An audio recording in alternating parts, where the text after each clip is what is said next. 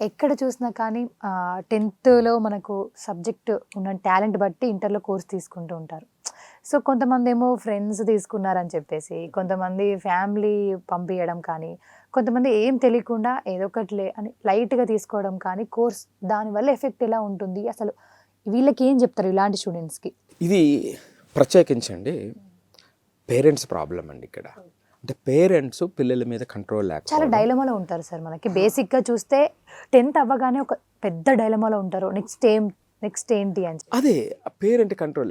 మనకి కొన్ని అపాయింట్మెంట్స్ వస్తూ ఉన్నప్పుడు కొన్ని కేసెస్ దీనికి సంబంధించినవి. హ్మ్. పేరెంట్స్ ఏంటంటే పాపం లక్షలు ఖర్చు పెట్టి మీరు అన్నట్టుగా ఆ ఫ్రెండ్స్ వెళ్ళారు అని వీడు అక్కడ జాయిన్ అవుతాడు. అవును. వెళ్ళిన తర్వాత అక్కడితో ఆగదు. హ్మ్.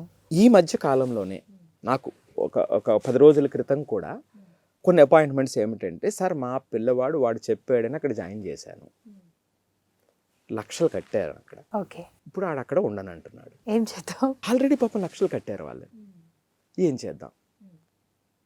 పోనీ పిల్లవాడిని అడిగితే నాకు అది నచ్చట్లేదు అంటాడు, లేకపోతే హాస్టల్ బాగాలేదంటాడు, వాళ్ళు ఏదైతే చెప్తున్నారో నాకు నచ్చట్లేదు అంటాడు, లేదు. ఓకే. నేను అక్కడికి వెళ్ళను అంటాడు. మరి ఎలా జాయిన్ అయ్యావు నాన్న అంటే, నువ్వే కదా నీ ఇష్టంతోనే జాయిన్ అయ్యావా కదా అంటే, మరి ఎట్లా?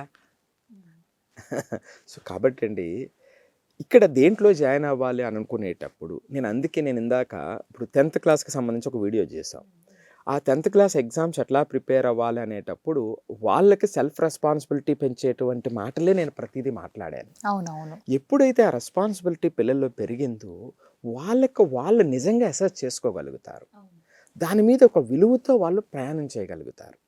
మనం బలవంతంగా రుద్దేటువంటి విలువ ఉండేటప్పుడు ఏమవుతుంది అంటేనండి, దాని మీద ఆ విలువ లేకుండా అయిపోతుంది.